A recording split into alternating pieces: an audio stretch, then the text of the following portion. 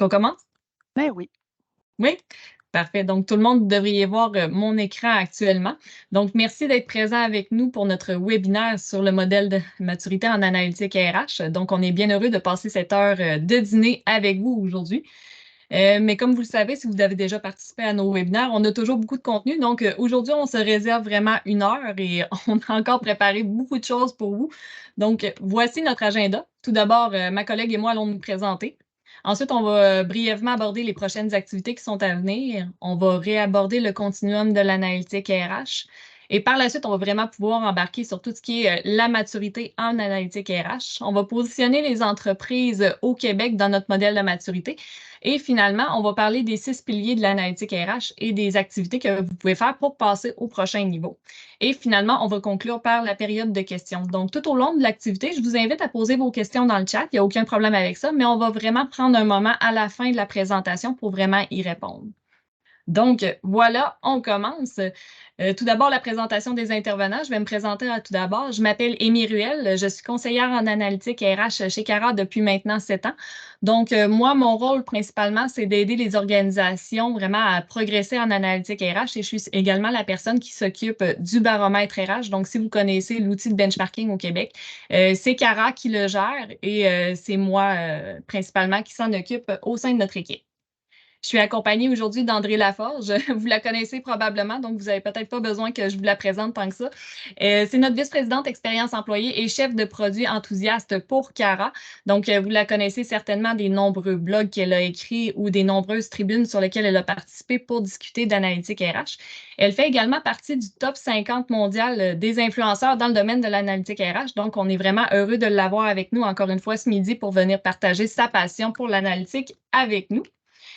Toutes les deux, nous travaillons pour Cara. Donc, Cara étant une firme de Québec spécialisée en analytique RH, et ce pour tout type de services dans le domaine. Donc, on offre tant de la formation. Oh, je suis navrée, je ne sais pas pourquoi ça a progressé. Pour de la formation, donc, on a aidé les organisations justement à comprendre c'est quoi l'analytique RH, à quoi ça sert. On a fait aussi beaucoup d'accompagnement aussi pour aider les organisations à progresser en analytique RH. On a un service d'analyse de données, donc pour aider les gens justement à voir s'ils ont des problèmes dans leurs données qui pourraient les bloquer dans leur analyse. On a une plateforme d'analytique RH que vous connaissez certainement, Cara. Nous avons une solution de sondage qui permet aussi de venir combiner de la donnée active des employés à la donnée passive qui se retrouve dans leur système. Et finalement, nous avons un service de benchmarking en ressources humaines, donc le baromètre RH que vous connaissez certainement. Cara a été créée vraiment par les gens de Syntel il y a environ un peu plus de 10 ans déjà. Donc, Syntel étant une firme de BI aussi de Québec. Donc, son but dans la vie, Syntel, son pain, son beurre, c'est d'aller chercher la donnée dans les systèmes et de la rendre intelligible. Donc, c'est vraiment ce qu'on fait notre dada depuis 36 ans. Ce que vous voyez, c'est vraiment des organisations que Cara a aidées pour progresser en analytique RH ou qui possèdent actuellement notre solution. Pour les activités à venir, donc après le webinaire, au courant de la journée, vous allez recevoir un sondage de satisfaction par rapport à notre activité. Donc, vous allez pouvoir nous dire ce que vous avez peut-être aimé le plus ou un peu le moins. Ça nous aide vraiment à nous améliorer et bien entendu, bien souvent, ça nous aide aussi à déterminer quel sera le sujet qui sera abordé lors de notre prochaine activité. Donc, on vous invite à y répondre en grand nombre. Et au courant de la semaine prochaine, on va vraiment vous faire parvenir l'enregistrement de l'activité actuelle et ainsi que la présentation qu'on est en train de vous faire. Donc, pas besoin de prendre de notes, on va tout vous envoyer ça au courant de la semaine prochaine.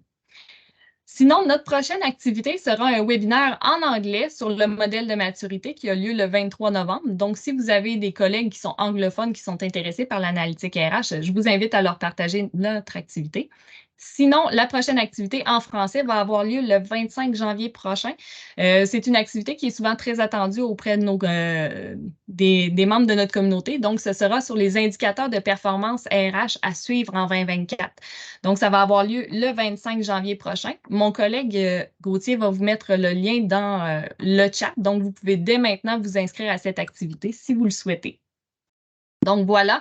On peut commencer avec le modèle de maturité, mais tout d'abord, on va aborder le continuum de l'analytique RH.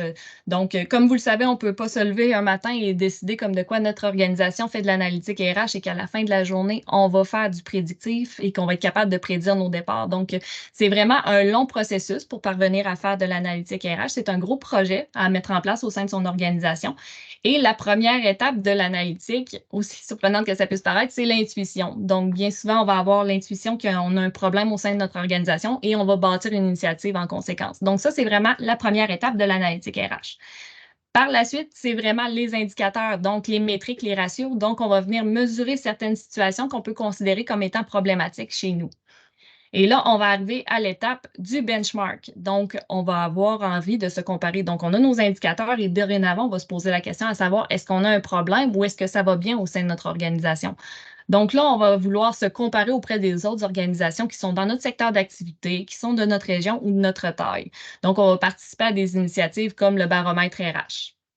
Et par la suite, une fois qu'on va avoir déterminé vraiment les indicateurs qui sont prioritaires à suivre, on va établir notre tableau de bord vraiment au sein de notre organisation. Et ça, c'est un tableau de bord qui est vivant, qui vient mesurer certaines situations problématiques. Donc, c'est un tableau de bord qu'on révise pas une fois par année, mais qu'on regarde et qu'on va venir mesurer nos indicateurs à une fréquence très régulière. Donc, on parle au moins une fois par mois ou maximalement au trimestre.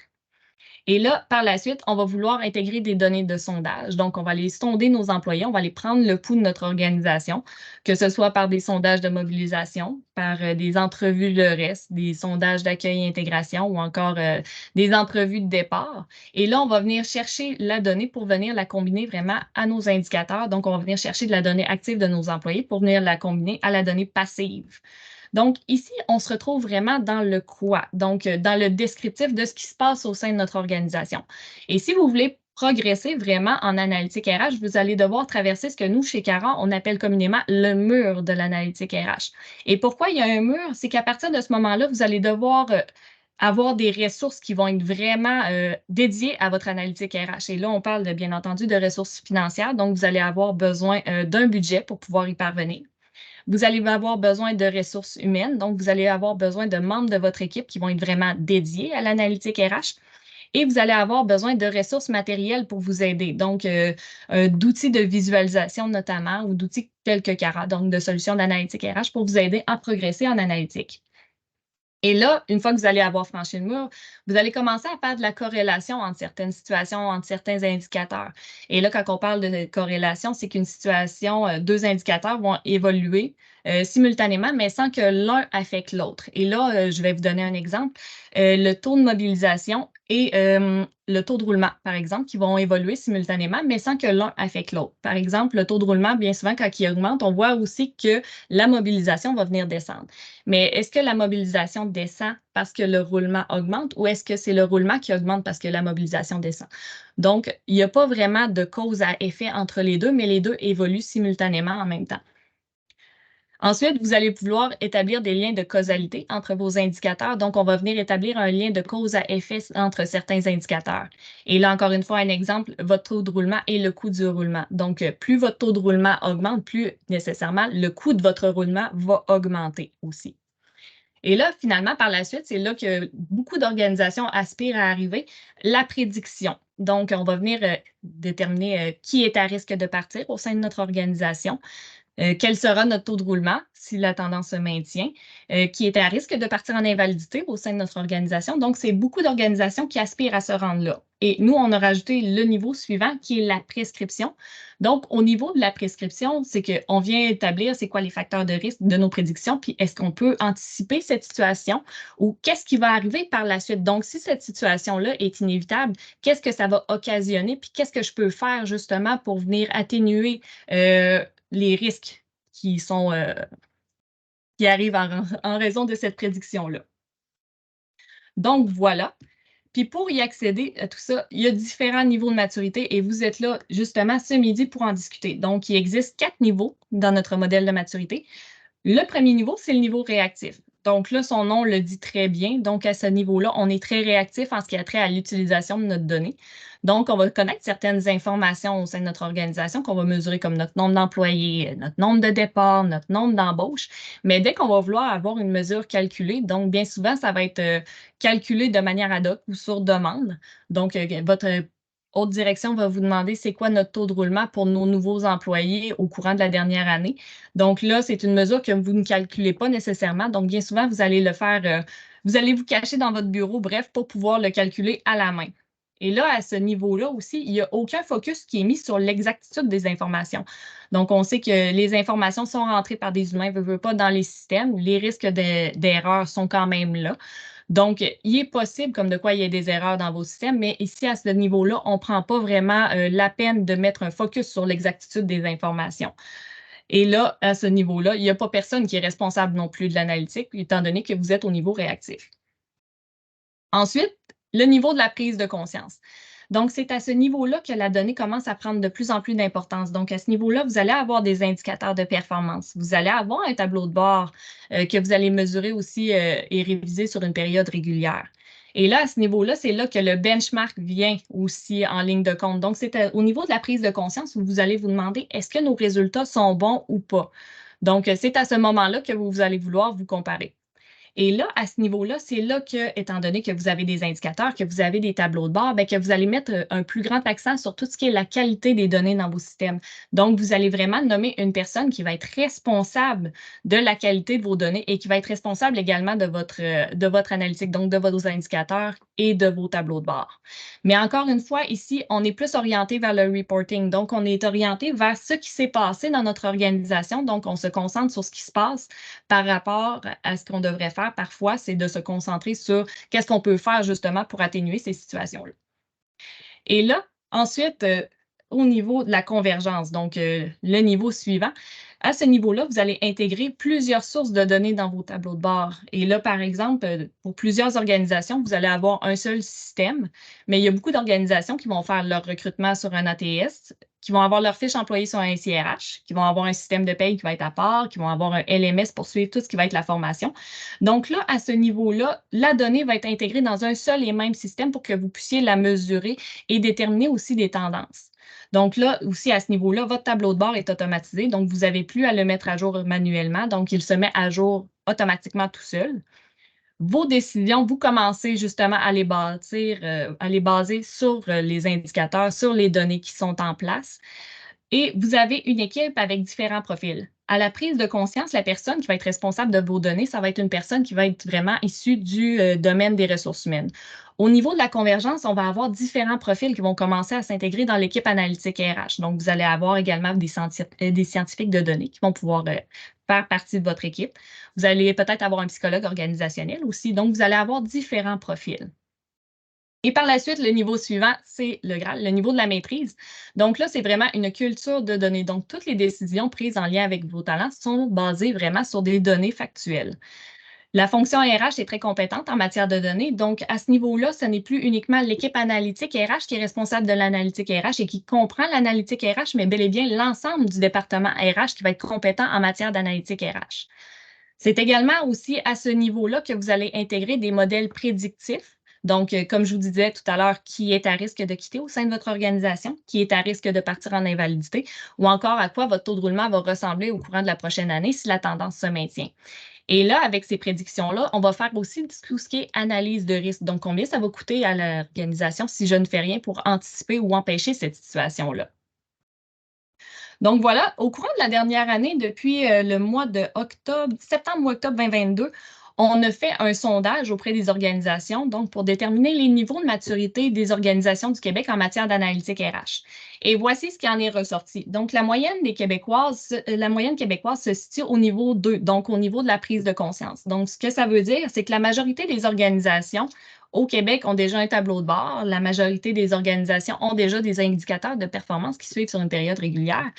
Et la majorité des organisations font attention à la donnée qui se retrouve dans leur système pour s'assurer qu'elle est bel et bien de qualité. Donc, la majorité des organisations se situent à ce niveau-là et aspirent finalement peut-être à atteindre le niveau 3 éventuellement. Mais plus concrètement, qu'est-ce que ça a montré, notre sondage? voici la répartition des participants par niveau de maturité. Donc, on peut voir que le niveau de la prise de conscience, c'est là que se situe la majorité des organisations actuellement au Québec avec 55,8 %. Ensuite, le niveau réactif, donc le niveau le plus bas, comme je vous disais tout à l'heure, où on a certaines informations, mais que si on veut calculer des indicateurs, il va falloir qu'on y aille bien souvent à la main, à côté. Il y a 26,5 % des organisations qui se situent encore à ce niveau-là. Donc, comme vous pouvez voir, il y a plus de 80 % des organisations québécoises qui se situent dans les deux plus bas niveaux de l'analytique RH. Ensuite, le niveau de la convergence, donc là, le niveau où on intègre plusieurs sources de données, il y a 16,3 % des organisations du Québec qui se situent actuellement à ce niveau-là et qui ont des tableaux de bord vraiment automatisés. En ce qui a trait au niveau de la maîtrise, donc le plus haut niveau de l'analytique RH, mais là, on retrouve 1,4 % des organisations à ces niveaux-là.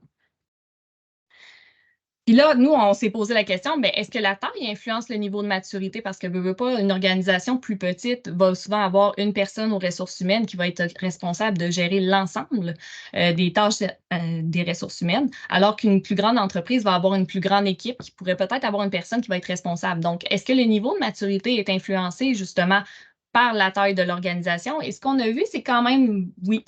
Donc, pour les organisations de 1 à 50 employés, ça correspond à 16,5 % des participants à notre sondage. Et on voit qu'ils sont au niveau de prise de conscience, mais quand même bas. Alors que les organisations de 51 à 200, encore une fois, 36,9 % des organisations participantes sont aux prises de conscience, niveau bas. Et ça sera jusqu'à 1000 employés où le niveau de maturité, c'est la prise de conscience, est quand même assez bas. Mais il évolue quand même légèrement, je vous dirais, d'un niveau, d'une strate de nombre d'employés à l'autre. Le niveau qui est le plus haut actuellement, c'est pour les plus grandes entreprises, donc 1000 employés et plus, 1001 employés et plus, qui représentent 25 quand même % des participants. Puis pour eux, le niveau est à la prise de conscience et niveau élevé. Donc, à ce niveau-là, les entreprises qui ont plus de 1000 employés se rapprochent davantage du niveau de la convergence par rapport aux plus petites organisations. Et là, ensuite, on s'est demandé, est-ce que le secteur d'activité influence le niveau de maturité? Et on a vu que certains niveaux, que certains secteurs d'activité, excusez-moi, sont beaucoup plus élevés en matière d'analytique RH par rapport à d'autres. Donc, on retrouve tout d'abord l'administration publique. Vous pouvez voir le nombre de participants, le pourcentage de participants, donc 8,6. Tout ce qui est administration publique, on retrouve les ministères, les sociétés d'État, comme je vais en nommer, mais ça ne veut pas dire qu'ils ont participé, bien entendu. Tels que Revenu Québec ou la SQI, vont se retrouver dans des secteurs comme ça. Donc, on a également tout ce qui est ville, municipalité. Donc, ils se situent au niveau de la prise de conscience, mais le niveau bas. Donc, ils se rapprochent davantage du niveau réactif que du niveau de la convergence. Ensuite, on a autres services, donc tout ce qui va être les OBNL vont se situer à ce niveau-là. Eux autres sont au niveau prise de conscience, niveau moyen, donc ils se rapprochent un peu plus haut. Ensuite, commerce, gros et détail, niveau prise de conscience, niveau moyen. Fabrication, niveau bas. Donc, pour les entreprises du secteur de la fabrication, on a moins tendance à se mesurer par rapport aux autres secteurs d'activité. Celui qui se mesure le plus, c'est le secteur des finances et assurances. Donc, on n'est pas vraiment surpris chez Cara. Ça a souvent été une tendance. Donc, on a vu que beaucoup d'organisations financières étaient vraiment intéressées par l'analytique RH au courant des dernières années. Ça représente 5,8 % des participants. Ils sont encore au niveau de la prise de conscience pour plusieurs, mais niveau très élevé. Donc, eux, ils frôlent vraiment tout ce qui est le niveau de la convergence. Ensuite, service d'enseignement, 5,1 % des participants, niveau moyen. Le deuxième secteur qui était le plus élevé, c'est le service professionnel, scientifique et technique. Donc ça représente 17,9 % des participants. Ils sont au niveau de la prise de conscience, mais niveau moyen. Ensuite, soins de santé, assistance sociale, donc tout ce qui va être les hôpitaux, par exemple, 9,4 % et ils sont au niveau de la prise de conscience et niveau bas. Donc, les ressources humaines ont peu tendance à se mesurer. Et par la suite, les autres secteurs d'activité, donc on regroupe tout ce qui va être des mines, l'agriculture, ce genre de choses-là. Donc, 16,9 % des participants et ils se retrouvent au niveau de la prise de conscience, mais au niveau moyen. Donc, voici les résultats vraiment pour l'ensemble du Québec, où est-ce que les organisations se situent. Et là, je vais partager vraiment l'écran à ma collègue qui va pouvoir vous parler des prochaines étapes et des piliers en analytique RH. Fait que là, vous avez vu le changement, hein? On voit mon écran, Amy? Oui. OK. Ben, donc maintenant, merci Amy, hein, très exhaustif ce que tu nous as présenté. On va regarder maintenant comment on peut progresser en analytique. Ceux qui ont participé au sondage ont reçu là, un rapport leur indiquant à quel niveau ils étaient. Maintenant, on va voir comment on peut progresser, puis c'est sur quoi qu'il faut travailler si on veut atteindre un niveau plus élevé. Donc, notre modèle de maturité se base sur 6 piliers. OK? Sur 6, si on veut, endroits dans notre organisation sur lesquels on peut travailler pour être en mesure de progresser. Ces 6 piliers-là sont la gestion et la gouvernance des données. Puis je vous dirais que c'est le premier pilier sur lequel on doit travailler. Parce que pas de données, pas d'analytique. L'analytique est basée sur des données, donc c'est vraiment important de travailler ce pilier-là en premier. Ensuite, c'est l'équipe d'analytique RH. On va voir un peu là, ce qu'on veut dire par une équipe d'analytique RH. Ensuite, c'est l'alignement organisationnel. Donc, l'analytique RH ne doit pas servir seulement aux gens de ressources humaines, elle doit servir à toute l'organisation. Si on veut que ça soit utile, il faut vraiment être aligné sur les besoins de l'organisation. Ensuite vient l'infrastructure technologique. Au départ, quand on commence à faire de l'analytique, plusieurs d'entre vous vont être dans Excel, mais si on veut aller plus loin que ça, ben, il va falloir mettre en place des technologies pour être en mesure d'utiliser l'analytique à sa pleine valeur. Ensuite, viennent des piliers qui sont super importants, mais qu'on va voir peut-être plus quand on va s'améliorer au niveau de notre maturité, c'est l'engagement des utilisateurs. Et ça, c'est vraiment en lien avec l'alignement organisationnel. Si on veut que l'analytique soit utilisée dans toute l'organisation, bien, il faut répondre aux besoins de toute l'organisation, donc plus d'utilisateurs de l'analytique. Et finalement, bien, la culture de données. Et ça, c'est probablement le pilier le plus difficile à mettre je dirais, à travailler parce que la culture de données, elle doit provenir de la haute direction. Si la haute direction ne voit pas de valeur dans l'utilisation de la donnée pour la prise de décision, mais c'est très difficile là, d'établir une culture de données. Donc, il faut vraiment que ça parte du haut. Fait que juste rapidement pour parler des piliers, bien, la gestion et la gouvernance des données, c'est qu'un projet d'analytique au départ, là, quand vous allez vous dire je me lance là-dedans, bien, vous allez passer 80 de votre temps dans vos données. Et ça, ce que ça veut dire, ben, c'est d'aller intégrer vos données, chercher vos données où elles sont, dans quel système, ou si vous n'avez pas de système, c'est sûr que vous avez un système quelque part, là, déjà, vous avez un système de paye, donc il y a beaucoup de données RH qui sont là. Euh, Fait que l'intégration de vos données, avoir un dictionnaire de vos données, puis un dictionnaire de vos indicateurs, ça devient aussi important. La gouvernance de tout ça, la donnée RH, c'est de la donnée qui est sensible, c'est de la donnée qui est confidentielle, donc toute la notion de confidentialité. Et au Québec, dernièrement, avec l'arrivée de la loi 25, c'est encore plus probant. Les outils de reporting, puis là, quand on parle de reporting, c'est d'être capable de générer des rapports. Ça, c'est la base, d'être capable de sortir l'information de vos systèmes puis de produire des rapports. Bien, ça va être des choses que vous devrez mettre en place dès le départ. La qualité de vos données, l'historisation de vos données. Donc, c'est bien beau d'avoir un portrait là, mais est-ce qu'on est capable de se comparer dans le temps? Et aussi la notion de sécurité qui va beaucoup avec la confidentialité. Mais la sécurité des données, c'est que tel utilisateur a le droit de voir telle information et un autre n'a pas le droit de la voir. Donc, il faut avoir là, cette notion de sécurité-là dans nos outils d'analytique. La gestion des données, c'est super important. Le deuxième pilier, qui était l'équipe d'analytique RH, c'est qu'à terme, on devrait viser à avoir une équipe d'analytique RH complète.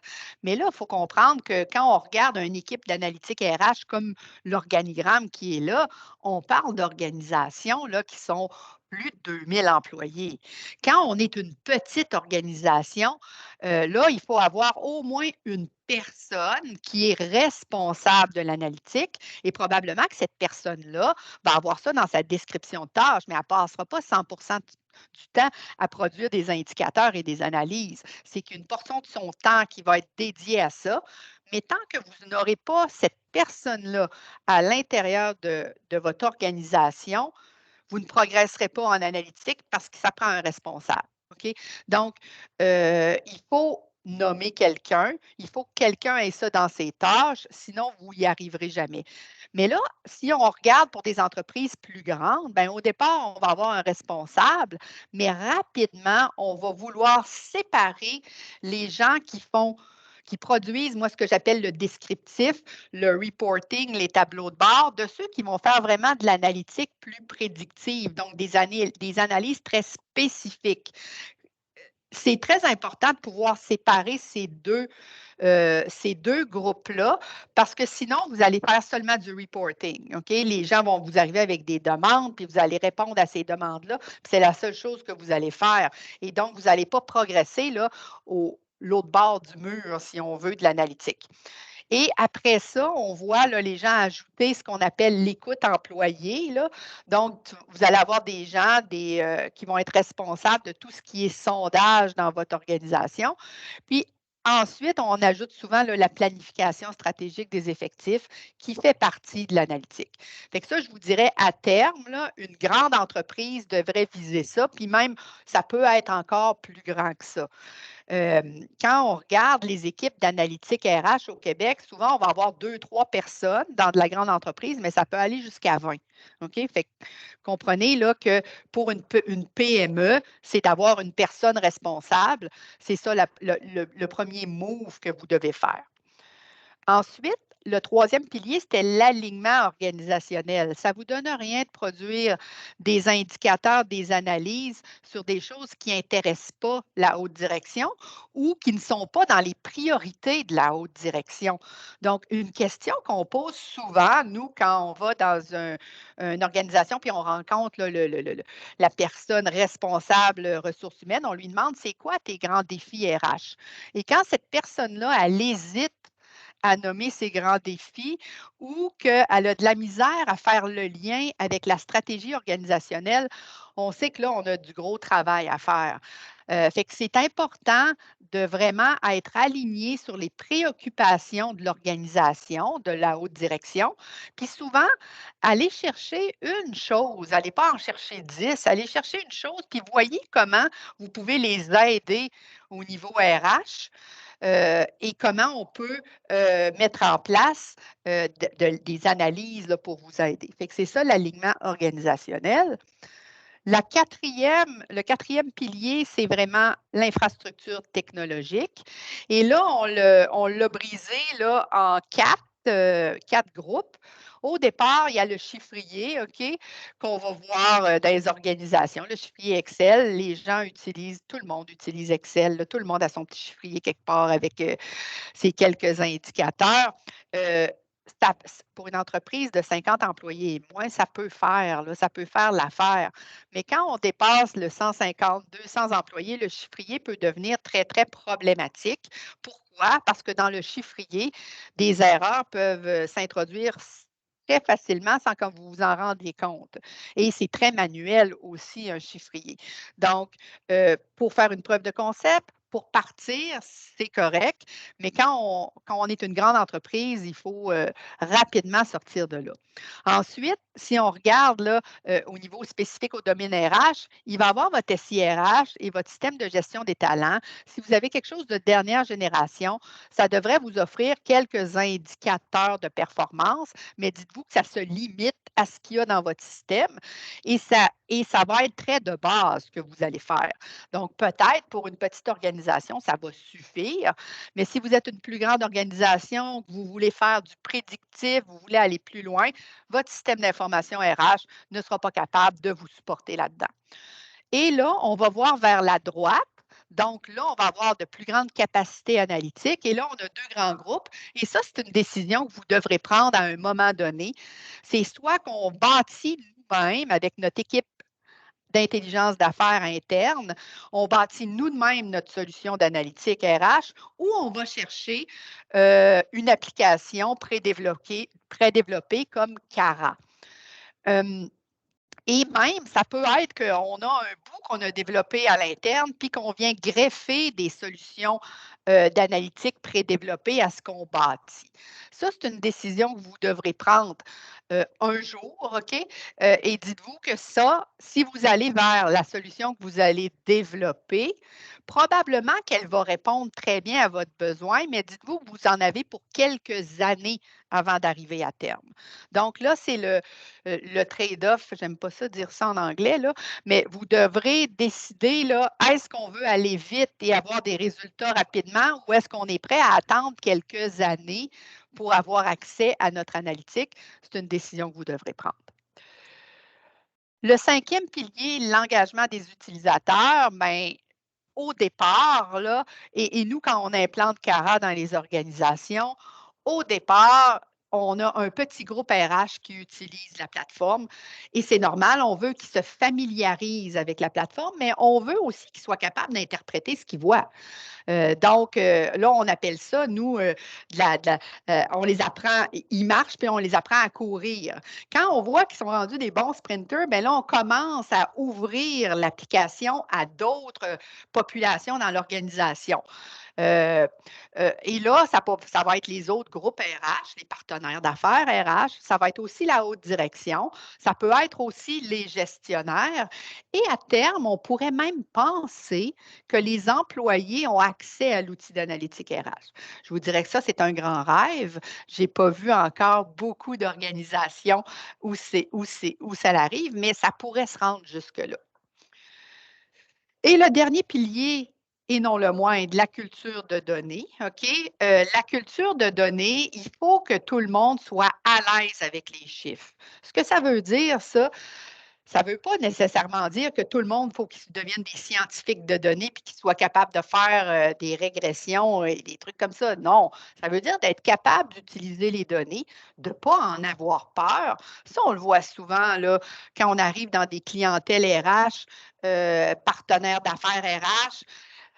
Il y en a qui sont très à l'aise, mais il y en a qui ne le sont pas du tout. Mais c'est surtout une peur, puis de se dire, ben, écoute, je n'ai pas étudié là-dedans, je n'ai pas de base. Dans le fond, ce qu'il faut, c'est donner des outils à ces gens-là pour que les chiffres qu'ils utilisent, ils soient capables de les utiliser dans leur travail de tous les jours. Donc, que ça devienne facile. Fait que voilà, la culture de données, il faut qu'elle soit dans l'équipe RH, mais en même temps, il faut qu'elle soit dans toute l'organisation. C'est pour ça qu'il y a des secteurs d'activité où c'est beaucoup plus facile. Par exemple, finance, assurance sont habitués de travailler avec des chiffres. Donc, la donnée, pour eux, il y a vraiment une culture de données dans l'organisation. Fait que vous voyez là, ce pilier-là. Fait que juste pour revenir là-dessus, pour améliorer votre maturité, vous devriez travailler sur tous ces piliers-là. Mais quand on débute, je vous dirais que la gestion et la gouvernance des données est probablement la chose sur laquelle vous allez travailler et nommer assez rapidement un responsable. OK? Je vous dirais, si vous faites ça, vous allez être bien parti. Bon, maintenant, on voulait vous donner peut-être quelques trucs ou peut-être une petite feuille de route à vous préparer pour dire, ben OK, moi j'ai reçu mon rapport, là, puis je suis au niveau réactif.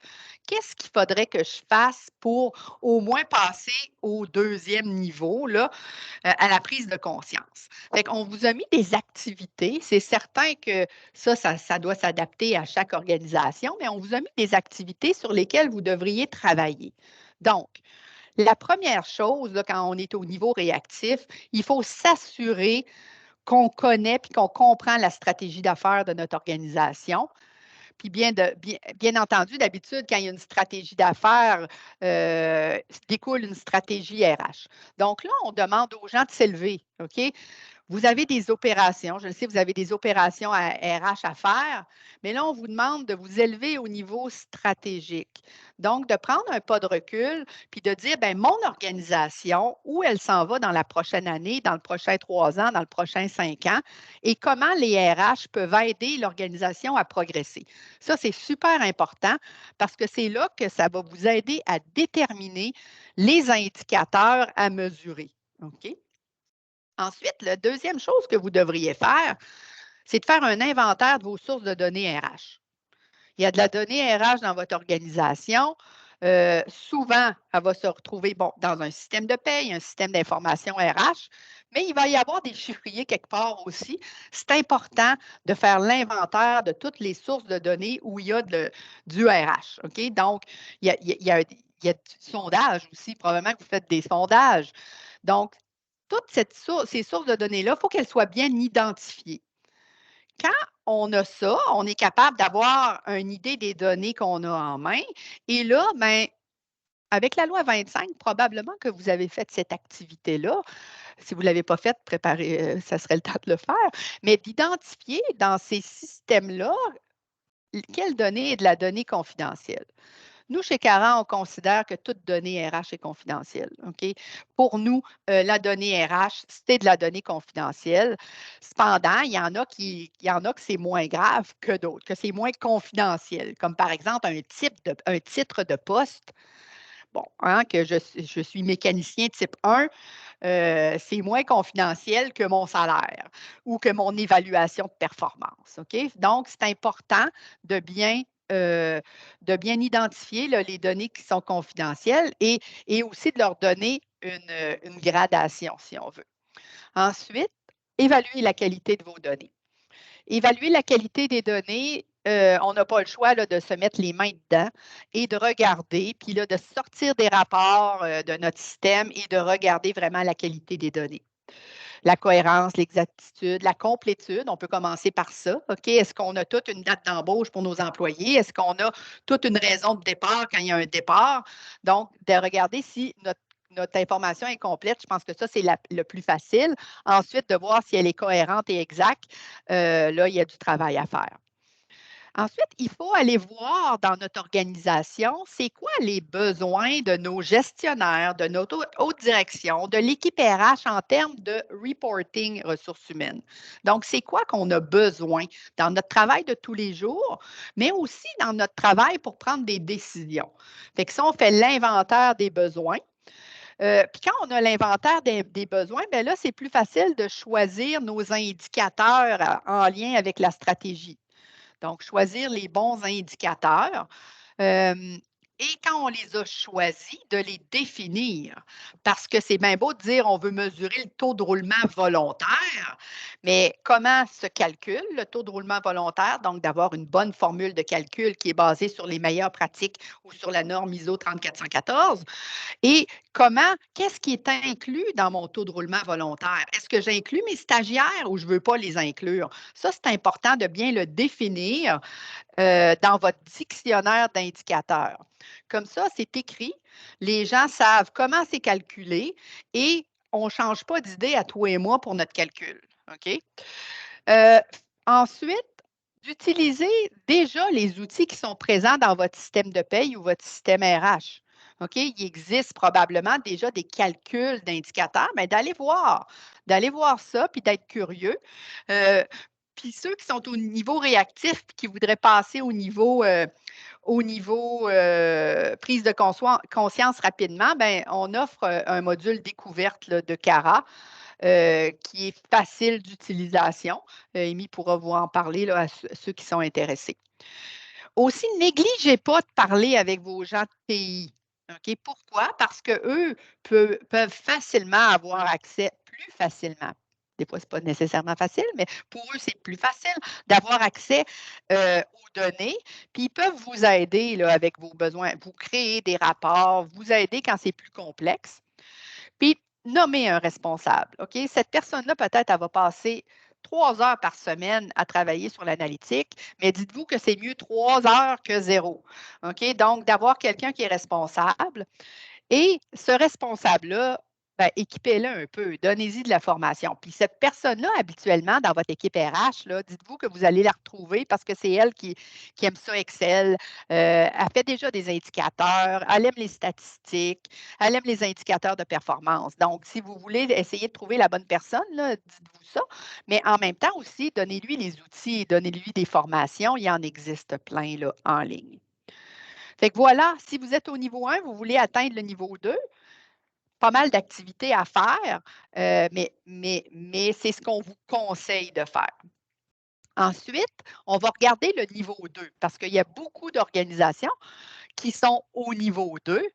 Les niveaux 3 et 4, on va passer quand même rapidement. Là, je pense qu'on ne les regardera pas aujourd'hui. Vous allez avoir l'information, puis si vous êtes au niveau 3 et 4, bien, vous pourrez voir c'est quoi les activités que vous devez faire. Mais pour le niveau 2,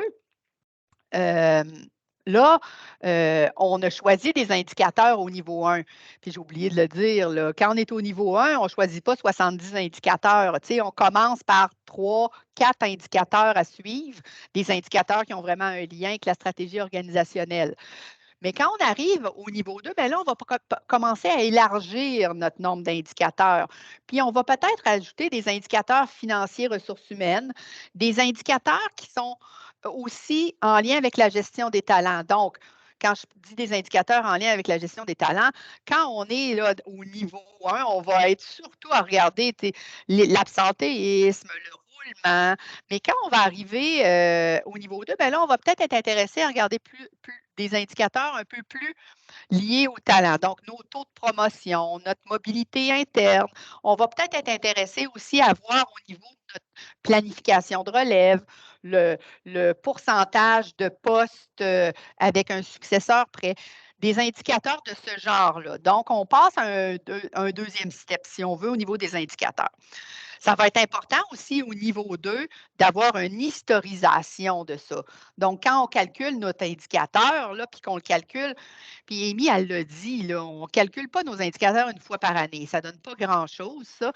Il faut minimalement les calculer au trimestre, mais nous, on préconise de les calculer au moins une fois par mois. OK? Donc, vous devriez avoir votre taux de roulement à tous les mois, puis l'année dernière à tous les mois, voir si on voit des corrélations entre les mois. Il y a peut-être de la saisonnalité dans vos indicateurs. Bien, ça, vous allez le voir assez rapidement si vous bâtissez un historique. Au niveau 2 aussi, on commence à segmenter les indicateurs. Ce matin, justement, on rencontrait quelqu'un, il calcule son taux de roulement total. C'est un premier step, ça, calculer son taux de roulement total. Mais rapidement, il faut séparer le taux de roulement volontaire de l'involontaire parce que c'est deux problématiques différentes. Et ensuite, ben, c'est de le regarder par ancienneté, le regarder par département, par localisation. Segmenter les indicateurs, c'est ça, c'est leur donner des dimensions d'analyse. Et ça va vous permettre de mieux cibler vos initiatives. Aussi, être capable de benchmarker. Bon, se benchmarker au Québec, la seule solution qui existe, à part pour du benchmark de rémunération, c'est le baromètre RH. OK?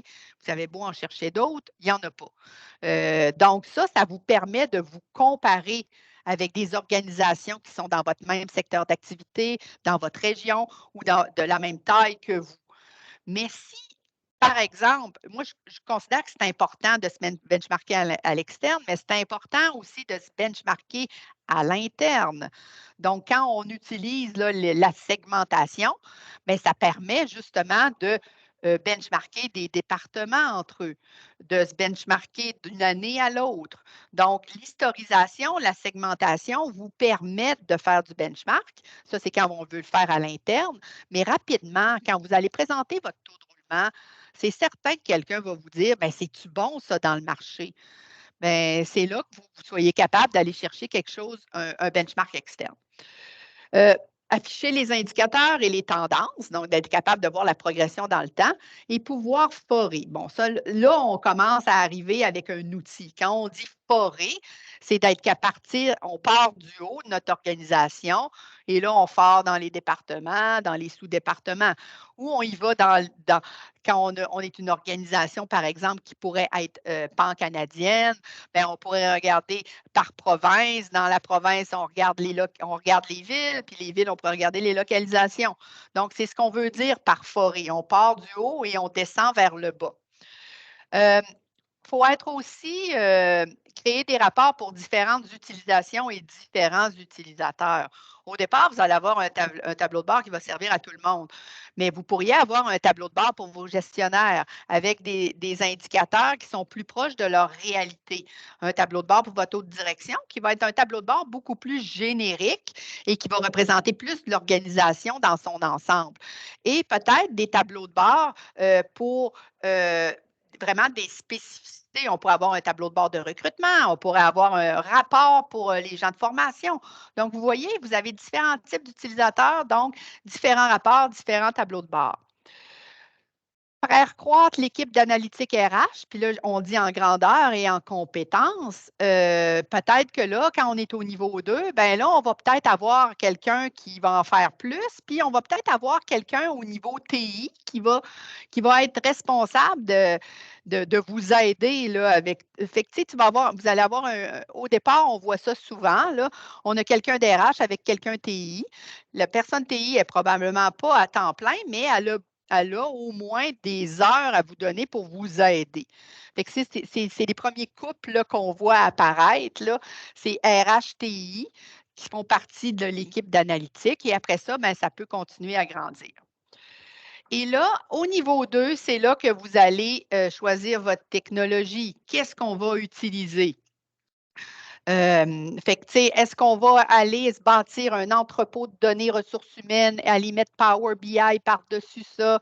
Est-ce qu'on va aller plutôt vers une solution pré-bâtie? C'est là que vous allez commencer à regarder. C'est au niveau 2 qu'on commence vraiment à regarder si on veut aller vers bâtir nous-mêmes ou acheter une technologie. C'est certain que si vous décidez de bâtir vous-même, vous allez rester au niveau 2 plus longtemps. Parce que le niveau 3 va arriver quand le jour va commencer à arriver le jour votre entrepôt de données va être prêt, que vos outils sont bâtis, puis que vous pouvez commencer vraiment à faire de l'analyse. Connaître la réglementation en matière de confidentialité de données. Bon, on a au Québec la nouvelle loi, mais dites-vous que dépendamment si vous avez, vous êtes dans différents pays, dans différentes régions, mais vous avez des lois. Fait que c'est important de les connaître, ces lois-là, au niveau de la confidentialité des données. Il faut commencer à éduquer aussi tous les professionnels RH sur la confidentialité et la sécurité des données. C'est important, là. C'est vraiment important. Puis nous, on voit des choses des fois, puis on est vraiment subjugués, là. C'est super important que ça parte des RH, ça, là. OK? Améliorer ou mettre en place des pratiques solides en matière de sécurité des données et de respect de la vie privée. Fait que voilà, au niveau prise de conscience, ce que vous devriez faire. Fait que là, comme je le disais, moi, je veux laisser du temps là, pour les questions. On a fait la même chose pour le niveau 3 convergence, OK? Donc, quand vous êtes au niveau 3, qu'est-ce qu'il faut commencer à bâtir? Et niveau 4, maîtrise, vous avez aussi ce qu'il faut faire. Fait que ça, vous allez avoir accès à cette présentation-là. Ça vous donne des activités. Il y en a probablement d'autres. On a tenté de sortir les activités les plus fréquentes qu'on voit. Puis il y a peut-être des activités aussi chez vous qui ne s'appliqueront pas. Une entreprise de 50 employés, ne visez pas le niveau maîtrise, OK? Ça ne fait pas de sens. Je pense que si vous êtes, vous pouvez viser le niveau 3, mais de vouloir faire le niveau maîtrise, mais il y a peut-être quelques activités là-dedans que vous pourrez faire, mais vous ne pourrez pas faire tout ça, ça ne fait pas de sens, OK? Il faut comprendre que maturité en analytique, ça va aussi avec la taille de l'organisation. Fait que voilà, je ne sais pas, Amy, est-ce qu'on prend les questions tout de suite ou est-ce que tu veux parler de ça tout de suite ou qu'est-ce Non, on qu'on va fait? prendre les questions tout de suite. Donc, OK. on vous invite à les poser dans le chat. Sinon, vous pouvez également allumer votre micro et poser la question si vous le souhaitez. Ne soyez pas timide.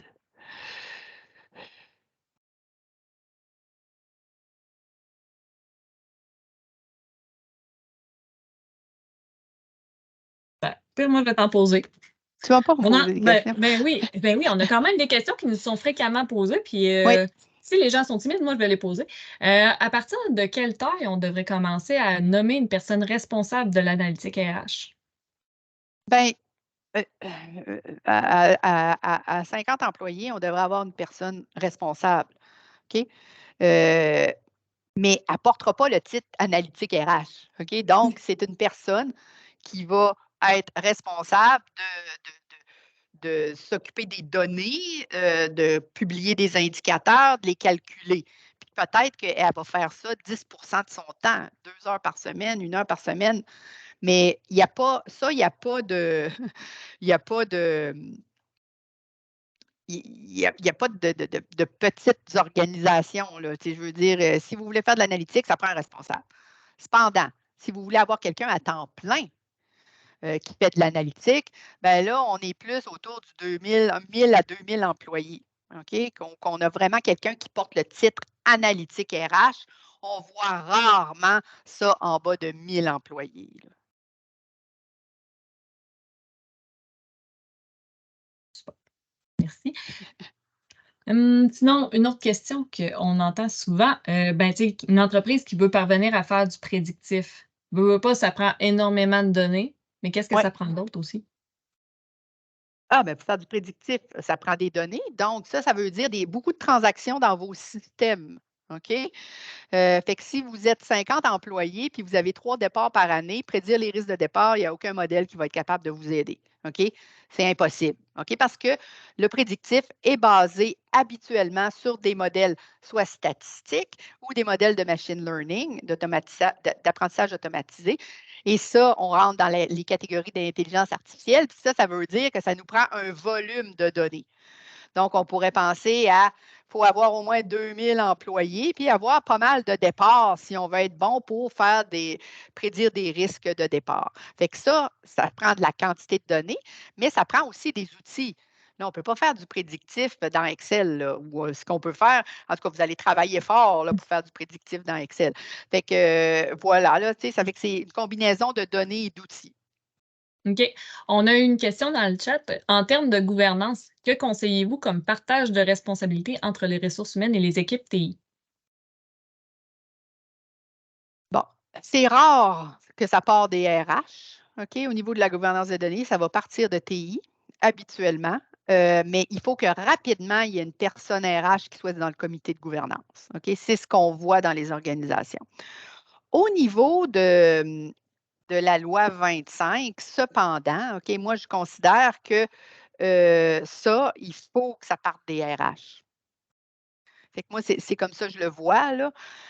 Mais rarement la gouvernance des données, parce qu'il n'y a pas rien que de la donnée RH. Là. Quand on parle de gouvernance des données, il y a de la donnée financière, il y a de la donnée d'opération. Fait qu'habituellement, c'est les TI qui vont être en charge de ça, mais il faut que rapidement les RH participent au comité. Si vous n'êtes pas sur le comité de gouvernance des données, bien là, il y a un problème, là.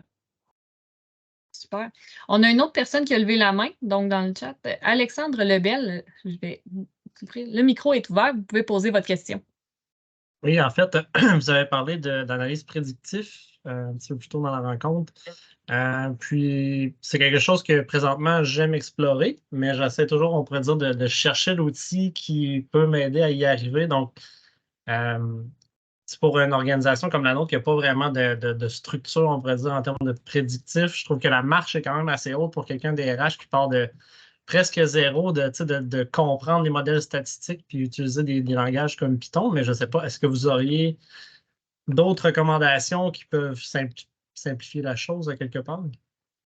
Non, écoute, quand on arrive dans le prédictif, il faut avoir avec nous justement un scientifique de données, quelqu'un qui est capable, à moins d'avoir un outil pré-bâti puis que c'est dedans. Là. Tu sais, comme Cara, on a des modèles prédictifs, puis là, ben, ils sont bâtis, puis ils partent, puis on n'a pas à les bâtir. La personne derrière, ça a juste à interpréter les résultats. Si pour bâtir des modèles prédictifs, euh, je, je doute qu'une personne RH soit capable de le faire, même avec les meilleurs outils en place, là. Je veux dire, ça prend des qualifications qui ne sont pas données quand on fait un bac en ressources humaines, là. OK. Je vois de plus en plus, je ne sais pas si des fois vous aurez des recommandations, mais des certifications en analytique RH, tu sais, notamment, il y en a une là, présentement, j'imagine que vous avez vu à l'Université de Cambridge. Donc, Ouais. j'imagine, je ne sais pas, c'est quoi vos opinions sur ce genre de formation-là? OK. Je ne connais pas je l'ai vu passer, celle de Cambridge. Je ne connais pas vraiment. Si je peux en recommander une, il y en a une à York University qui est donnée ici à Toronto, ici, au Canada, à Toronto. et je connais le programme, ça. Ça, vous allez vraiment travailler avec les données, puis vous allez vraiment plonger dedans, OK?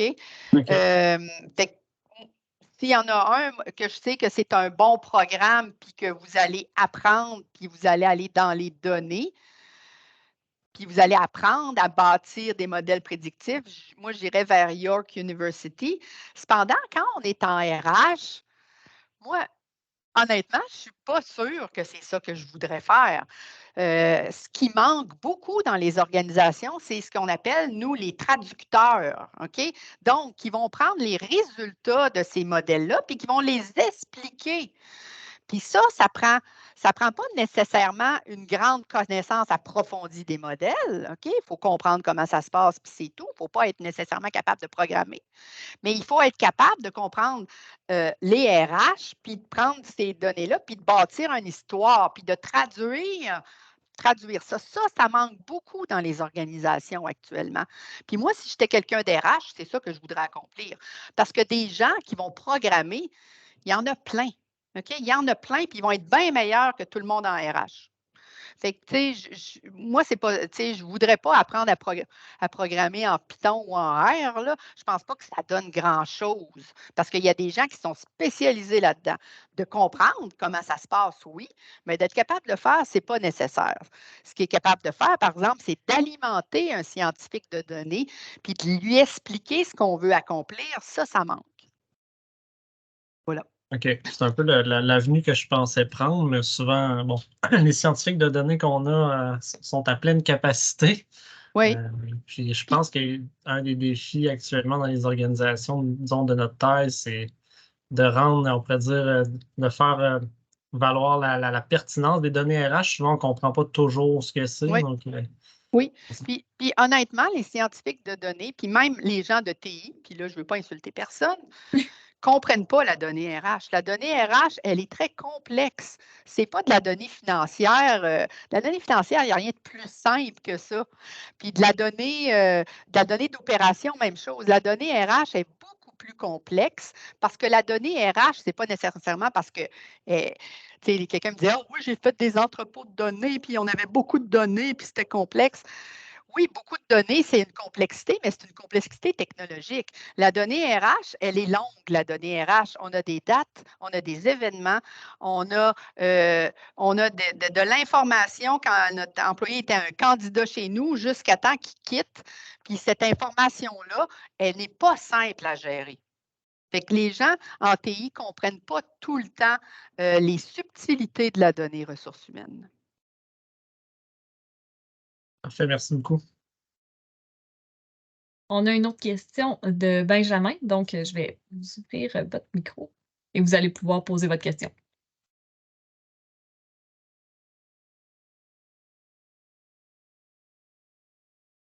Oui, bonjour, est-ce que vous m'entendez?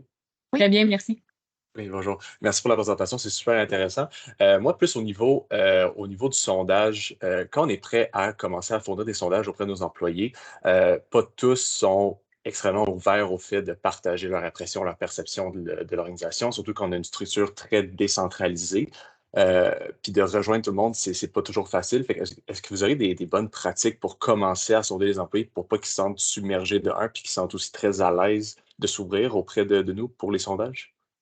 Bien, la première affaire, c'est que le sondage, il ne faut pas qu'il soit fait à l'interne. Il faut qu'il soit fait par l'externe, par quelqu'un d'externe à votre organisation. Ça sécurise les gens parce qu'ils se disent, ben, je vais parler à quelqu'un d'externe, donc mon boss ne saura pas la réponse. Parce que souvent, c'est ça. Là, les gens ont une crainte que leur patron voit ce qu'ils vont répondre. Puis si c'est fait à l'interne, vous avez bien beau dire que non, les données restent anonymes, il y a tout le temps une petite crainte qui reste. Ça, c'est la première affaire. Puis la deuxième affaire, c'est oublier les sondages qui ont 70 questions. C'est intéressant là, d'avoir plein d'informations, mais ça, là, ça tue. Je veux dire, commencer avec des courts sondages, puis peut-être plus fréquents. OK? Puis quand je dis fréquent, je ne dis pas à tous les semaines, non plus. OK? Plus fréquent, ça veut dire peut-être au trimestre, on pourrait peut-être envoyer, je ne sais pas, une dizaine de questions, puis répondre à ça. Bon, ça, moi, c'est ce que je préconiserais. Mais ça dépend aussi. Ça dépend de vos catégories d'emploi. OK? Est-ce que les gens ils ont un courriel à l'interne? Est-ce qu'ils ont un ordinateur? Tu sais, si c'est des chauffeurs de camions qu'il faut que vous sondiez, bien là, ou des gens d'entrepôt, ou des gens sur une ligne de production, bien là, c'est différent. Puis ça, moi, je vous dirais de faire affaire avec des gens qui sont spécialisés en sondage à ce moment-là. Ils vont vous donner plus de trucs. Nous, on n'est pas des spécialistes de sondage, mais ce qu'on a vu, c'est ça. Puis peut-être, des fois, on se dit, tu sais, moi, quelque chose que j'aime bien, OK, puis qui peut être le prélude d'un sondage, c'est le taux de recommandation employeur. Fait que ça, on pose une question à tous nos employés. On leur demande, seriez-vous prêt à recommander notre entreprise comme employeur à votre famille ou vos amis? Puis là, ben, il y a une formule de calcul spécifique pour ce type de questions-là. L'échelle est de 0 à 10 et 0 à 6, ce sont vos détracteurs, 7, 8, c'est neutre et 9, 10, c'est vos promoteurs. Et là, ben, la formule, c'est on prend nos promoteurs moins nos détracteurs, on oublie nos neutres et on divise ça par notre nombre total de répondants. Et là, ça va nous donner une valeur entre moins 100 et plus 100. Si on est dans le négatif, là, on a quelque chose, on vient de pogner un os. Puis cet os-là vient peut-être nous dire, ben, OK, il faut sonder plus en profondeur, il faut y aller peut-être avec un sondage. Mais quand on arrive avec un sondage, il faut être prêt à écouter les réponses qu'on va avoir. Okay? Il faut être prêt à écouter et à passer à l'action. Et ça aussi, c'est l'autre problème. Parce que si vous faites un sondage, puis qu'on se rend compte que les gens sont tous insatisfaits de la rémunération, puis habituellement, les gens sont tout le temps insatisfaits de la rémunération, mais si c'est vraiment problématique dans votre organisation, bien, il faut être prêt à faire quelque chose. Si votre direction n'est pas prête à faire quelque chose, je ferai attention à sonder. Parfait. J'espère que ça t'a Merci aidé. beaucoup. Benjamin, ça t'a aidé? Oui, non, c'était très complet comme réponse, mais ça me donne OK. déjà des pistes de solutions. Fait que merci, OK. c'est gentil. Super. Donc, je vois qu'il n'y a pas d'autres questions, il n'y a pas d'autres mains levées. Je vois qu'il n'y a pas d'autres questions dans le chat. Donc, juste un dernier petit rappel sur ce qui va se passer à la suite du webinaire. Donc, au courant de la journée, vous allez recevoir un lien vers un sondage de satisfaction. Donc, on vous invite à y partager à un grand nombre. Ça nous aide à nous orienter pour nos prochaines activités. Ensuite, vous allez recevoir par courriel la semaine prochaine la présentation qu'on vous a fait, ainsi que le lien menant vers l'enregistrement du webinaire si vous voulez le revoir. Notre prochaine activité va avoir lieu le 23 novembre. Donc, c'est encore une fois un webinaire sur le modèle de maturité, mais en anglais. Donc, si vous avez des collègues ou des proches anglophones qui sont intéressés par l'analytique RH, bien, on vous invite à partager l'invitation. Et finalement, notre prochain webinaire en tant que tel en français aura lieu le 25 janvier prochain et portera sur les indicateurs de performance que vous devriez suivre en 2024. Donc, on vous invite encore une fois à vous y inscrire en grand nombre.